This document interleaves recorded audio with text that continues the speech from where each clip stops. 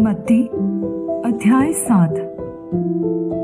दोष मत लगाओ कि तुम पर भी दोष न लगाया जाए, क्योंकि जिस प्रकार तुम दोष लगाते हो उसी प्रकार तुम पर भी दोष लगाया जाएगा, और जिस नाप से तुम नापते हो उसी से तुम्हारे लिए भी नापा जाएगा। तो क्यों अपने भाई की आंख के तिनके को देखता है और अपनी आंख का लट्ठा तुझे नहीं सूझता?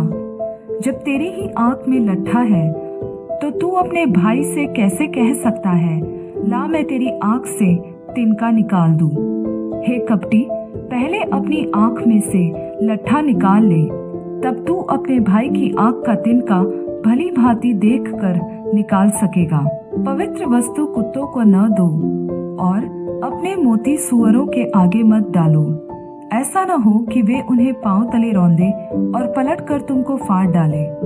मांगो तो तुम्हें दिया जाएगा, ढूंढो तो तुम पाओगे, खटखटाओ तो तुम्हारे लिए खोला जाएगा।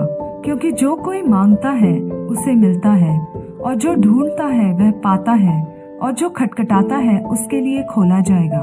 तुम में से ऐसा कौन मनुष्य है कि यदि उसका पुत्र उससे रोटी मांगे तो वह उसे पत्थर दे, या मछली मांगे तो उसे सांप दे? अतः जब तुम बुरे होकर अपने बच्चों को अच्छी वस्तुएं देना जानते हो, तो तुम्हारा स्वर्गीय पिता अपने मांगने वालों को अच्छी वस्तुएं क्यों न देगा।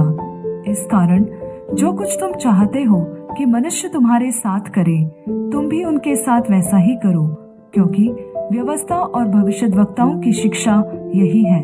सकेत फाटक से प्रवेश करो, क्योंकि चौड़ा है वह फाटक और सरल है वह मार्ग जो विनाश की ओर ले जाता है, और बहुत सारे लोग हैं जो उससे प्रवेश करते हैं। क्योंकि सकरा है वह फाटक और कठिन है वह मार्ग जो जीवन को पहुंचाता है, और थोड़े हैं जो उसे पाते हैं। झूठे भविष्यद्वक्ताओं से सावधान रहो, जो भेड़ों के भेष में तुम्हारे पास आते हैं, परंतु अंतर में फाड़ने वाले भेड़िए हैं। उनके फलों से तुम उन्हें पहचान लोगे। क्या झाड़ियों से अंगूर या ऊंट कटारों से अंजीर तोड़ते हैं?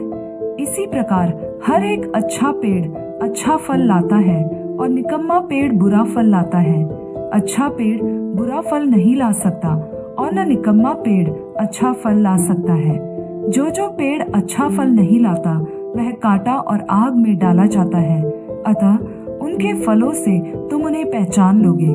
जो मुझसे हे प्रभु कहता है, उनमें से हर एक स्वर्ग के राज्य में प्रवेश न करेगा, परंतु वही जो मेरे स्वर्गीय पिता की इच्छा पर चलता है। उस दिन बहुत लोग मुझसे कहेंगे, हे प्रभु, क्या हमने तेरे नाम से भविष्यवाणी नहीं की, और तेरे नाम से दुष्टात्माओं को नहीं निकाला, और तेरे नाम से बहुत अचंभे के काम नहीं किए?